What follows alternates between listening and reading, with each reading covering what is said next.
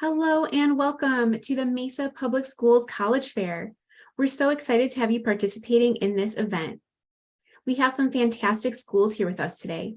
Each will have 6 minutes to share more about their institution, but will be around for the entire session to answer any questions you may have. My name is Jenny and I will be your facilitator. Before we get started, I have a few housekeeping items.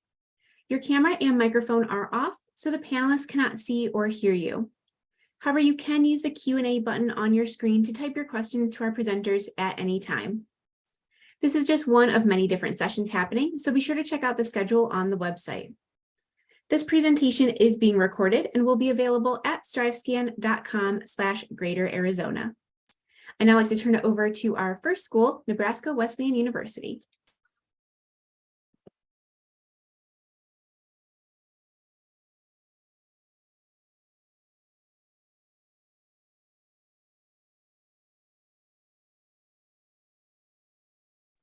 Awesome. Hello, my name is Emma McGinnis, and I am an alum of Nebraska Wesleyan, as well as the admissions counselor who supports all Arizona students. Nebraska Wesleyan is an NCAA Division III school located in Lincoln, Nebraska. Welcome to all who are watching. Nebraska Wesleyan is a best of both worlds scenario. So we are a Division III institution located in a Division I college town. Our average class size is about 16 students. As a student at Nebraska Wesleyan, the biggest class I ever had was 26 students, and the smallest class I ever had was 3.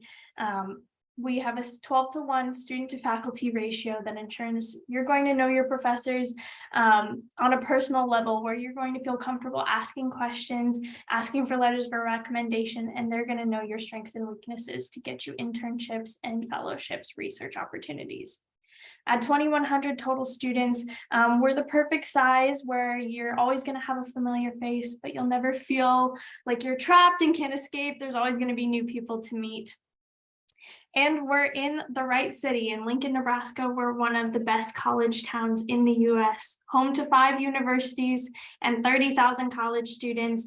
You can make friends with every single one of them or stick to your own small group. Either way, you're still in one of the happiest cities in America. And we have some of the best teaching in the country. 100% of our classes are taught by professors, not grad assistants or TAs. And every professor at Nebraska Wesleyan is there because they want to teach you. But we don't want you in a classroom for all 4 years, which is why 100% of our students complete some sort of experiential learning, whether that be internships, research, service learning, or study abroad. When I was a student here, I completed all 4 of those multiple times. And it shows, as US News and World Report ranks us in the top 10% of Midwestern regional universities. And all of that goes to show, again, our student success rates show our excellence. 98% of our graduates report landing jobs or enrolling in grad school 6 months after graduation. And those stats are from 2020 and 2021. So even during a pandemic, our students were finding work. We've had a 91% dental school acceptance rate since 2002, and we have an 85% medical school acceptance rate, which more than doubles the national average. Not only do we shine in science, but also arts. We have a top 30 theater BFA acting and musical theater program in the country. And we're Nebraska's #1 per capita producer of science and psychology PhDs. Even if a PhD isn't in your future, this just goes to show, our programs are going to set you up for success. And no matter what you're interested in studying, you're going to receive a top-tier education in any of our 101 programs. You can choose what you want to study, combine majors and minors to reach your goals, and we will equip you with the experiences needed to stand out to an employer and the guidance with which you can be confident you will graduate in 4 years. I was a double major with a minor at Nebraska Wesleyan. I studied abroad for a semester, and I did an internship semester and still graduated in 4 years. But we're an active community outside the classroom as well. We have 90+ student clubs, organizations, and honoraries, everything from major specific religious and political organizations to fun clubs like yoga club and video game club. 12 vocal and instrumental music groups, 3 fraternities, and 3 sororities. We're also home to 21 Division III athletic teams, as well as a cheer and a dance team. And our athletes shine not only in competition, but also in academics. We are number 3 nationwide in NCAA Division III postgraduate scholarships and number 10 in NCAA academic All-Americans across all divisions all time. And we do all of this and make it affordable. Every Arizonan who comes to Nebraska Wesleyan receives a minimum of $27,000 in scholarships per year, and we guarantee those scholarships all 4 years. All Pell eligible students through the FAFSA also will receive full tuition coverage, meaning you come to Nebraska Wesleyan simply paying room, board, and fees. And if you are a high achiever in high school and maintain a 3.75 weighted GPA, you are eligible for our Hugie scholarship, spelled huge, pronounced Hugie, due December 1st, which is our full ride opportunity. So your next steps are applying. You can apply for free either on our website or through the Common App. We do have a November 15th priority deadline for a one-time scholarship. But we are test optional. We will also take your self-reported GPA. Regardless, you are reviewed holistically. And of course, you can visit campus both virtually and in person. Again, my name is Emma McGinnis, and I am the admissions counselor who works with all Arizona students. So if you ever I look forward to reading your applications and visiting you on your campus visits. Thank you so much. Thank you for letting us know more about Nebraska Wesleyan. And a reminder that you can put your questions in the Q&A for any of our schools here at any time during these presentations. Up next, we have McDaniel College.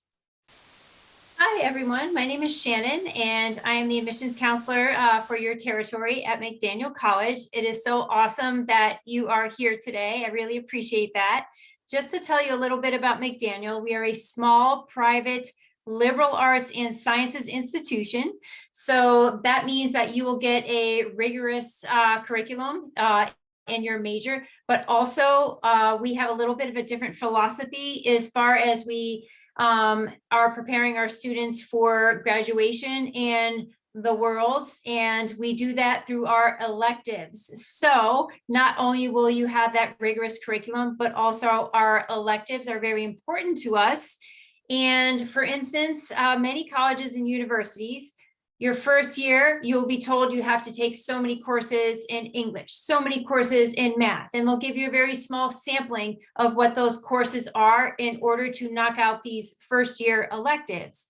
However, at McDaniel, you'll be able to choose from about 40 or so courses of your choice. So for us, it's all about planning your learning so that you're completely vested in the learning process.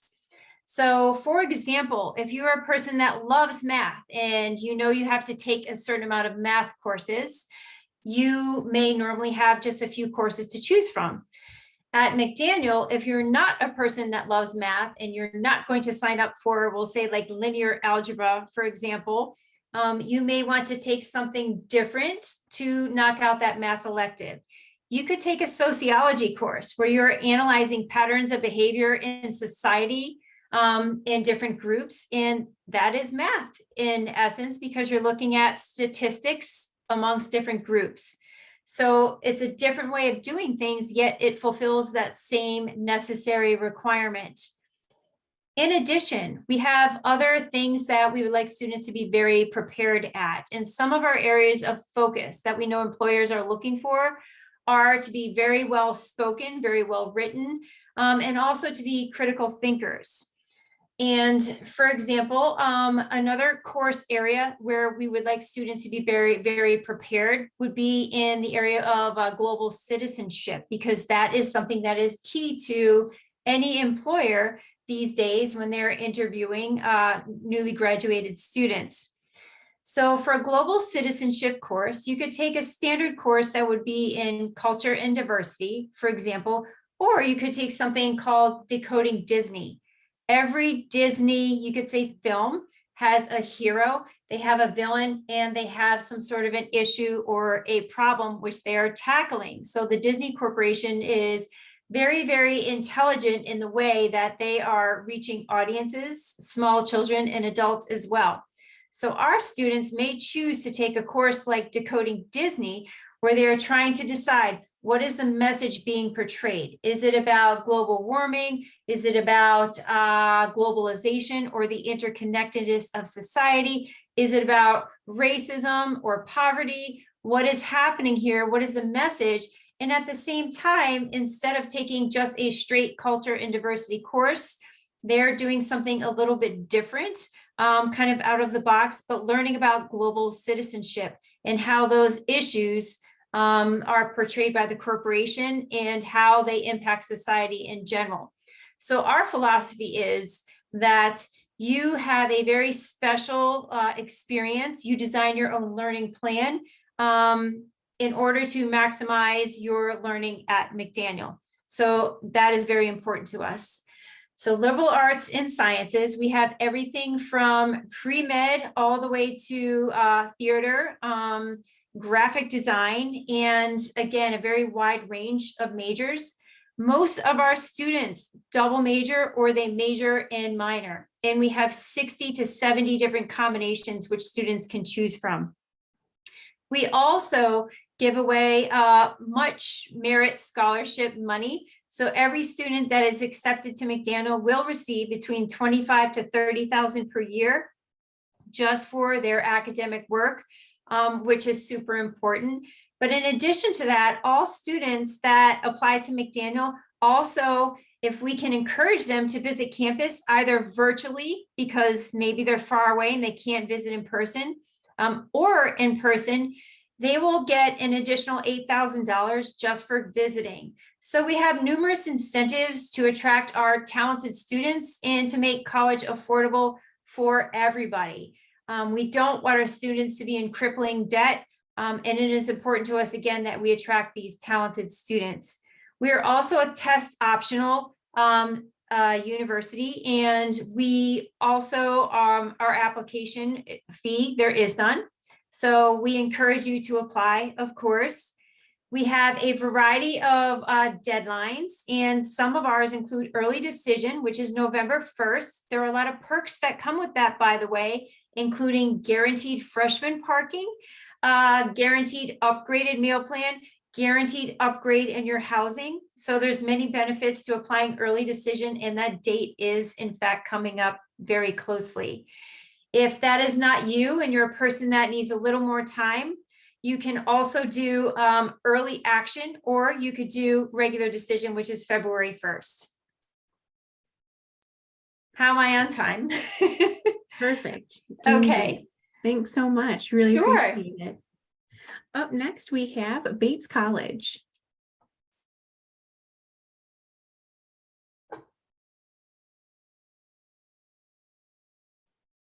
Cece, you're muted. Yes, thank you so much. Let me just, okay. I just want to share this. This is like, excuse me. View slideshow. Okay, let me just, all right. Whoopsie. Okay. Oh, hold on. All right. Technology. So, well, thank you for having me. It's a pleasure to be here tonight, and welcome everybody to the fair. My name is Cece Camacho, and I'm an admissions counselor from Bates College. We are a small college, a liberal arts college of about 2,000 located in the northeast of the United States in Maine. We're very close to Canada and border New Hampshire. We are a size of about 2,000. Our incoming class is 500, and we're located in Lewiston, Maine, which is inland and inside of Maine.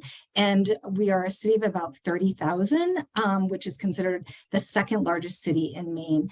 We were actually founded in 1855 as the first coeducational New England College. And we were founded by Free Will Baptists, who were abolitionists who 6 years before the Civil War believed that everyone should have an access to an education regardless of socioeconomic status, gender, religion, race, and ethnicity. So in our DNA is inclusivity, and we ground ourselves in that it's our North Star.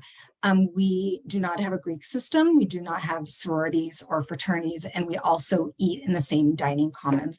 So I'd like to start this off by telling you who we are, as well as we at Bates, it's about coming as you are, who you are to Bates, your differences, your similarities, and creating a community together. Our mission is with ardor and devotion. And so we really engage in this idea of having this community that incorporates everyone. We're about 25% BIPOC population, 10% international students, and 14% who are first generation.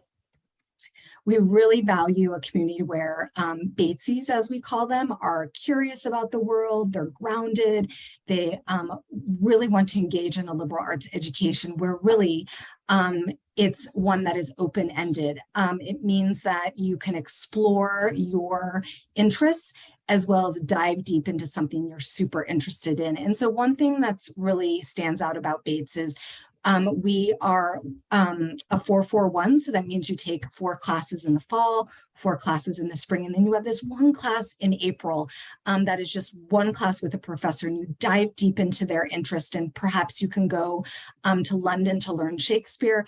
But what's interesting about this 4-4-1 is we're the only college in the United States that does this. So we provide an opportunity for students to use this time to not only take this class, but also to engage in internships as well as job opportunities as well. And so we do cap students off at 3. Many of our students want to do it all year round, but we do have a requirement of 2. In terms of academics, we are a liberal arts education, and we have about 3 dozen majors, 2 dozen minors. We have this requirement, which is called a major +1, which means, you know, you major or you do a minor or a GEC, which is called a general education requirement. I call it the Rubik's Cube of Bates. And what's really exciting is if you have a lot of interest, you can double major, and then you can do a minor, which is 8 to 10 classes, or a major and a concentration. It's really up to you. We do have an accessible, because it's a small campus, 100% of our faculty possess PhDs. The average class size is about 20, and there's many opportunities for research, and there's a 10-to-1 ratio. So what's really nice about Bates is that the accessibility to faculty and the ability to be able to build relationships. We do have this community where we have a first-year seminar, which is required. You will have an advisor your first year, then you have an advisor your second year for your major when you declare, and then you have your thesis advisor. What we really value at Bates is there are plenty of opportunities to get involved in Bates, to express yourself, whether or not you are a biochem major, a biology major, an English major, or you like to do a cappella or dance. We really have tons and tons of opportunities. Each of our clubs has a community liaison who then works in partnership with community organizations to provide opportunities for those who perhaps can't afford to take sailing lessons, or can't, or who want to learn how to swim, or who want to play soccer with a mentor. We do have some Bates traditions on campus, and one of them is our thesis. This is a requirement. For example, if you major, if you double major, you're required to do 2 theses. And we are one of 10 colleges that still requires this. We do have rigor, and at the same time, we're known as being very cooperative. It's not a campus where it's in terms of that hot box competitiveness. A lot of the students cooperate with each other. There's a lot of group work and a lot of work that happens in the community. What we like to say about a Bates education is that it's open-ended, and there are opportunities to not only explore academically, but there's opportunities to do graduate level work with your professor. And there's just opportunities to find things that you really care about, whether or not it's in the community, in the classroom, whether or not it's with your friends, going to a game, showing up for other Bates students. One thing that really sets us apart is we have community engaged learning. And what's really exciting is if you look at Lewiston as a city, it's quite vibrant. It's a working class city in terms of that we have a number of French Canadians who have immigrated down from Canada back in the 1800s. But we recently have been joined by a number of Africans who now have started families in Lewiston. And so there's a number of languages that are spoken at the school. Bates students do they do a lot of community service, a lot of engaged work, and a lot of projects, completing about 52,000 hours a year. It's somewhat been down because of the pandemic, but it's ramping back up again. Thank you so much, Cece. We're at our 6 minutes. Thank you so much. Appreciate it. Thanks. If you have any more questions for Bates College, feel free to put those in the Q&A. Same thing for the rest of our schools here during their presentations. Up next, we have Northern Arizona University.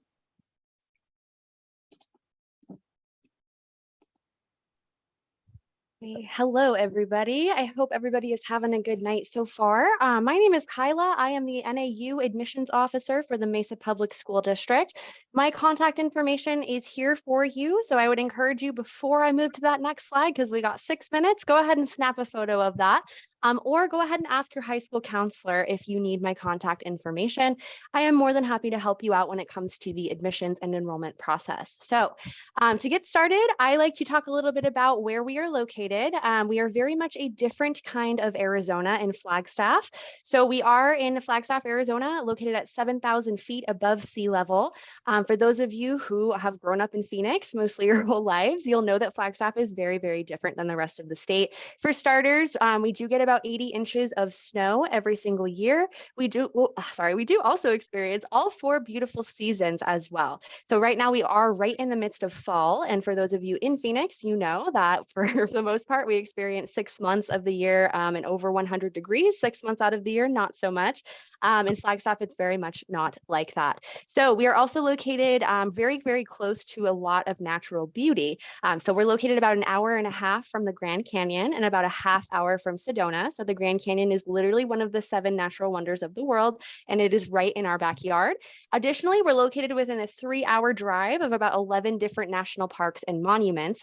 And we are a very vibrant and fun community. So the city itself really revolves around the community of NAU. So it's very much a college town.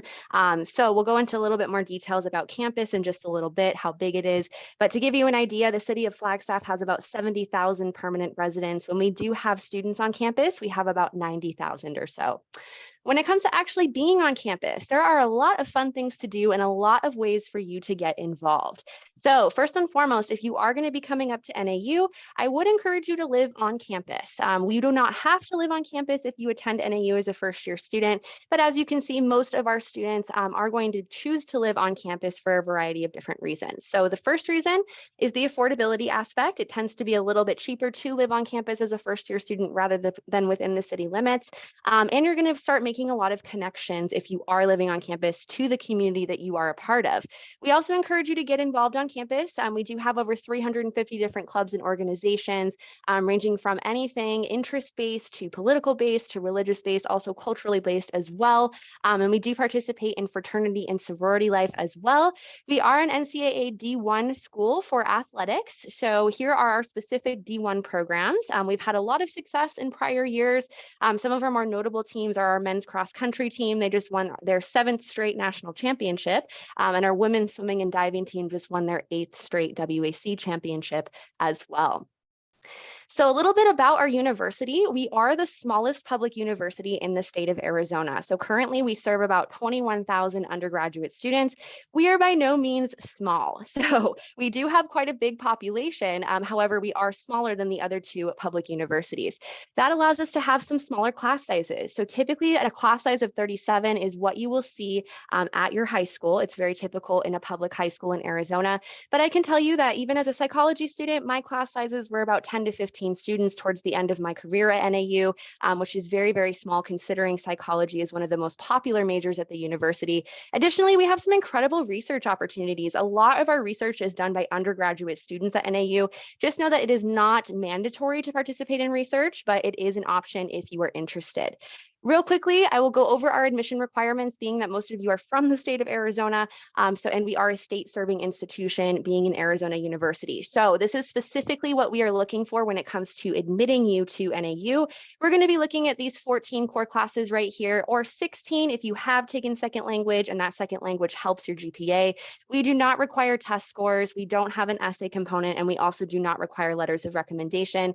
As long as you have at least a 2.5 unweighted GPA in these core classes, you are absolutely going to be considered for admission. A 3.0 or better, you're going to be guaranteed admission as long as you are not coming in with any deficiencies as well, which means missing core classes for the most part. Additionally, we want to highlight our cost of attendance for you.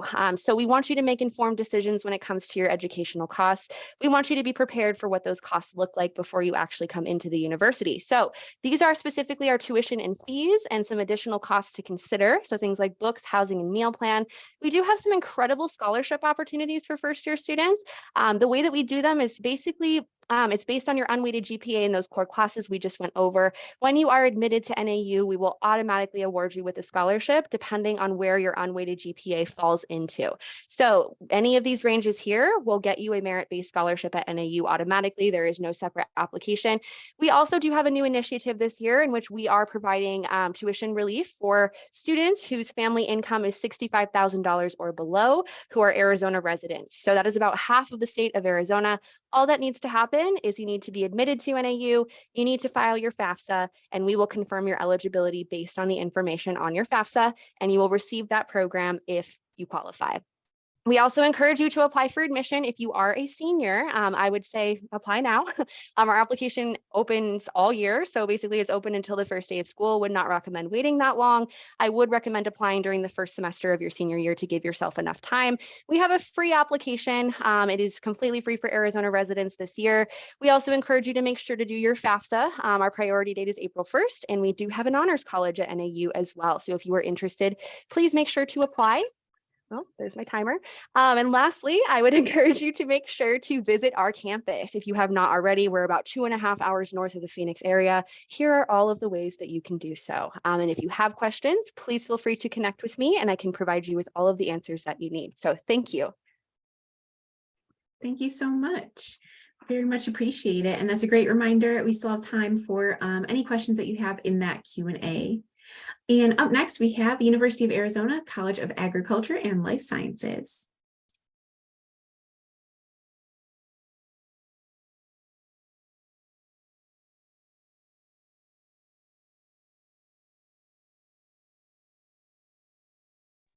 Sorry, everyone, I could not unmute myself. Welcome to technology. My name is Erin England, and I am the Director of Recruitment for the College of Agriculture and Life Sciences at the University of Arizona. So we are representing the academic college itself, a little bit different.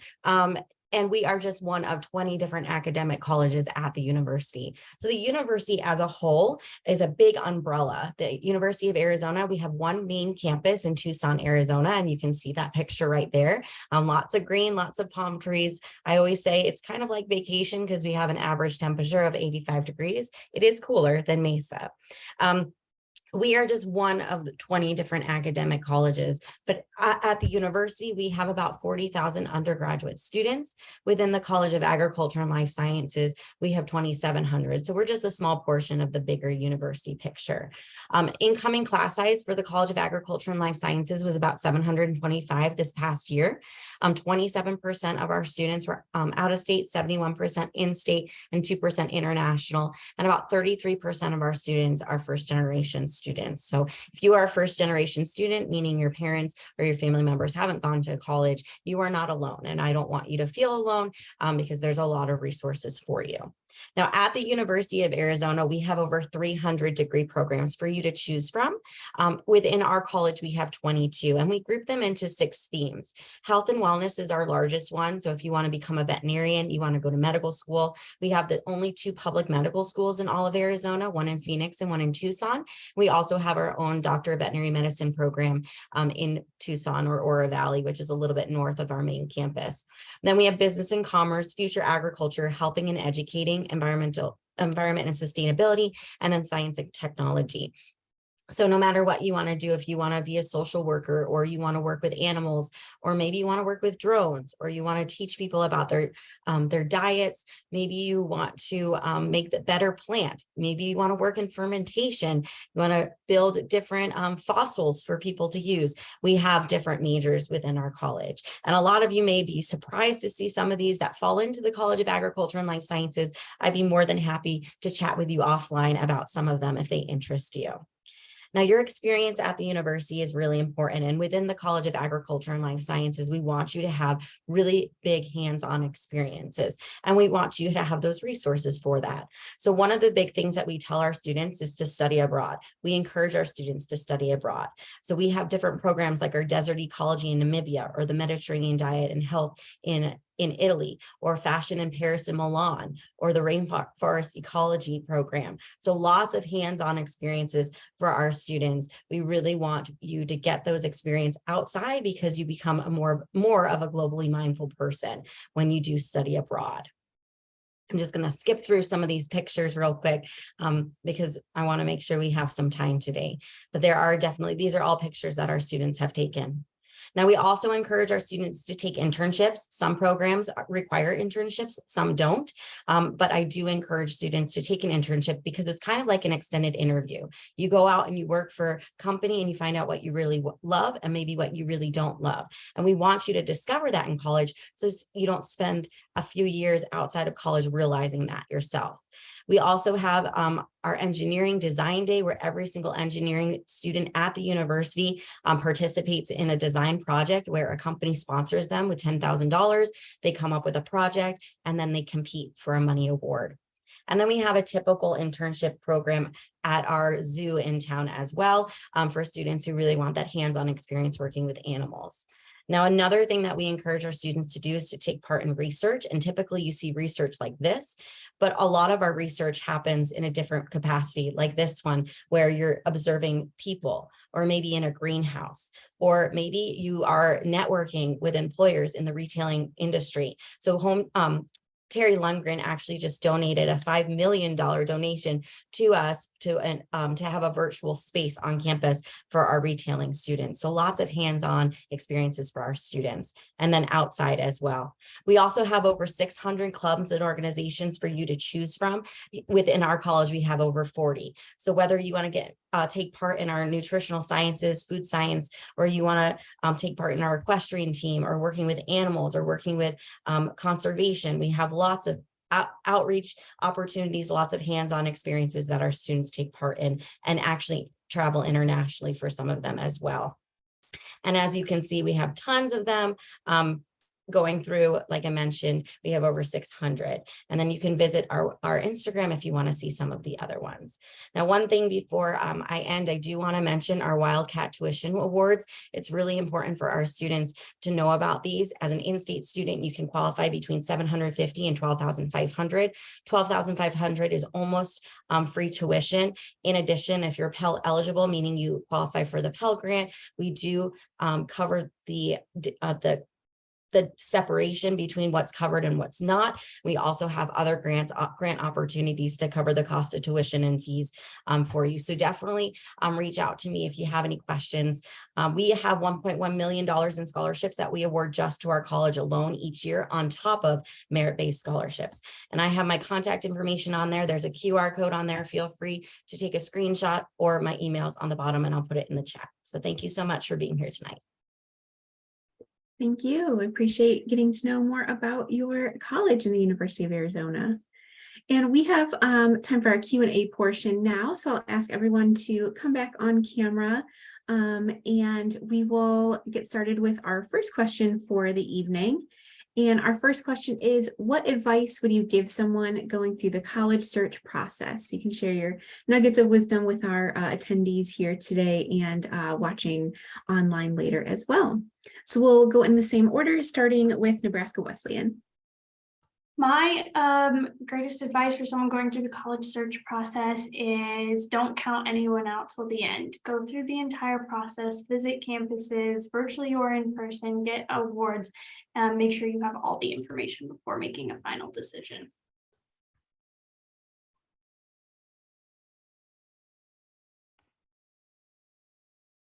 All right, McDaniel College. My advice would be to make sure that you're exploring all of your options as far as scholarship opportunities. Most colleges today are going to offer you a merit scholarship of a sizable amount just because college is expensive. But any outside scholarships that you could pursue, we've had students that have attended for next to nothing just because they've gone that extra mile. So I would definitely say that that's an important thing to do. My second piece of advice is to do the Common App. And don't think that you have to go to each college's specific application and fill that out. You can save a lot of time by doing the Common App. 70 or so plus colleges accept that. And it is a misconception that you are not showing interest in a specific college if you don't do their specific application. So definitely save yourself some time and do the Common App. Thank you so much. Bates College. Hi, I would say it's about heart and head. Thinking about the head is about finances, doing the calculator that is by law, every college should have to get a sense of your expenses. At Bates, we give grants, we don't do scholarships. So every college is different about how they put together their financial aid. As far as the heart piece, I think it's about community, where you're going to call the next 4 years or 2 years home, where you feel like you're going to belong, where you're going to feel like you're accepted, and what resources you have on campus to really support you so that you can thrive, whether or not you are a person of color or not. For me, I feel like every college, it's about thriving, even when you're pushed into areas of discomfort. So those would be my tips. I always give this advice to students when they ask me this question, like, how do I know where I'm going to go to college? First things first, there's 3 things you should consider. There is the academic fit, the social fit, and the financial fit, right? So there's 3 different things that you'll have to think about. So similar to what CC was sharing with the heart and the brain, right? So the financial fit, so making sure that this school is offering you scholarship opportunities that are going to help cover your costs, right? So you're not having to pay a lot out of pocket. Making sure that that school is going to be a good fit for you socially. Can you see yourself there for, again, 2 years or 4 years, right? Can you see yourself fitting in socially on that campus? Do they have fun things to do that you enjoy doing? And then the academic fit, of course. So are they offering the specific program that I want to get my degree in? And those are all very, very important when considering a university or a college. And I would say, ask questions. Don't be afraid to reach out to all of us. Any college that you're applying to, they all have admissions representatives. Bigger, larger universities also do have representatives within the academic colleges. We love those questions. I want to hear from you. Ask about scholarships, ask about academics, ask about what clubs and organizations, ask to talk to students.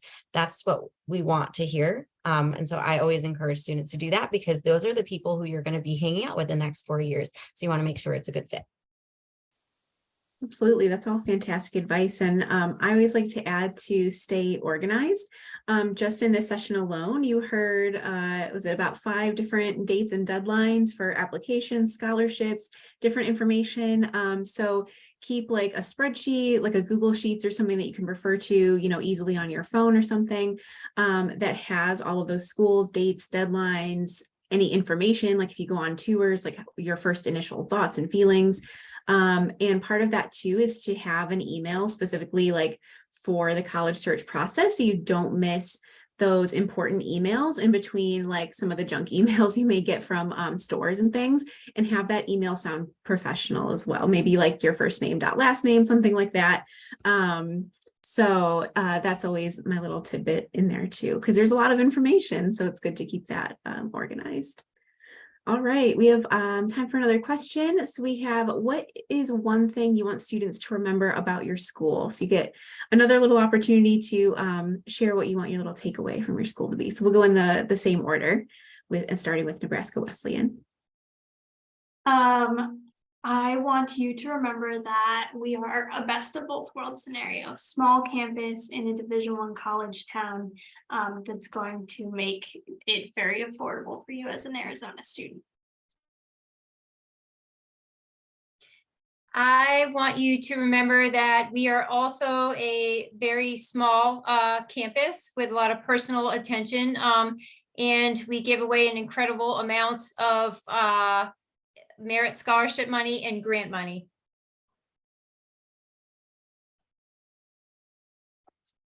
I'd like you to remember that Bates is about coming as who you are, bringing your differences and your stories and your narratives to build a community where we can talk about, you know, who we are in this world and support you through that process. I want you to remember that we are your friendly neighbor up north. So we do serve quite a bit of students, but we are still a smaller university. If you are interested in having those smaller class sizes, we're also the only public university in the state that offers a forestry program, and you can probably guess why.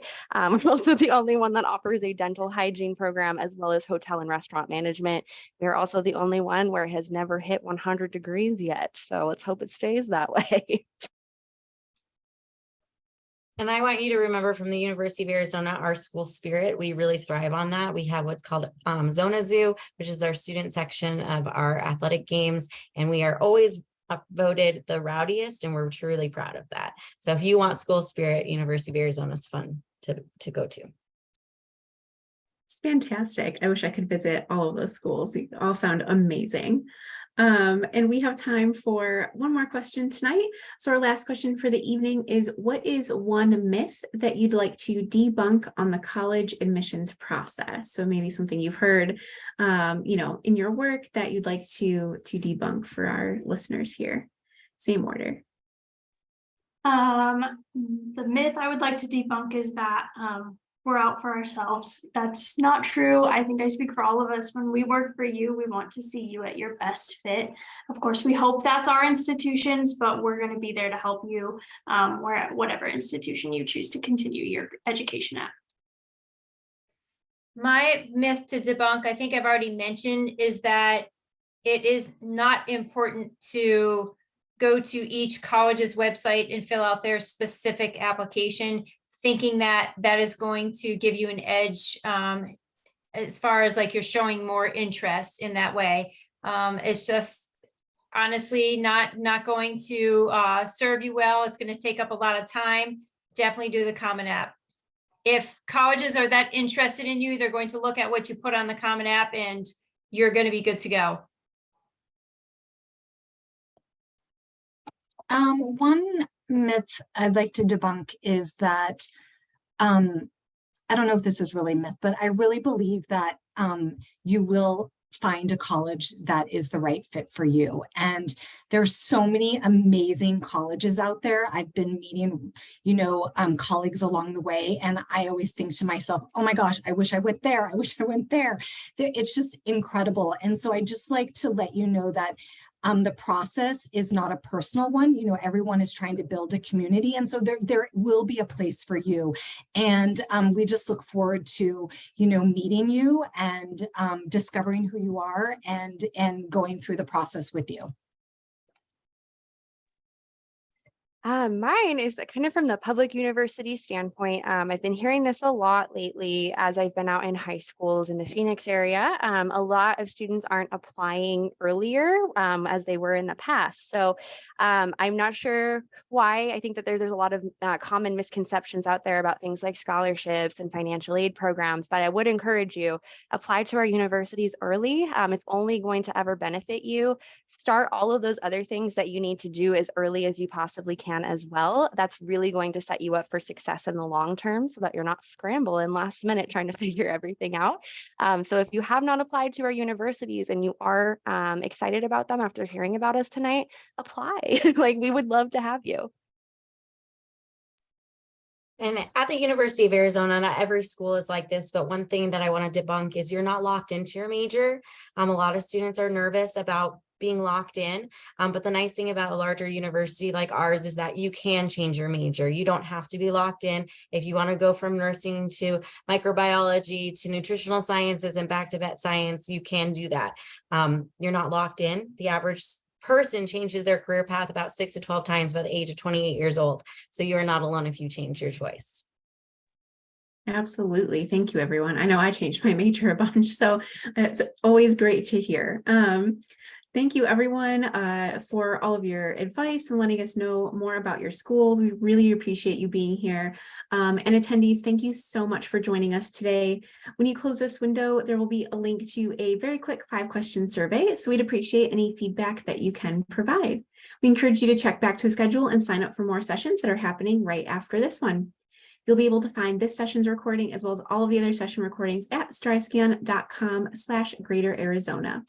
Thank you so much and best of luck on your college search process.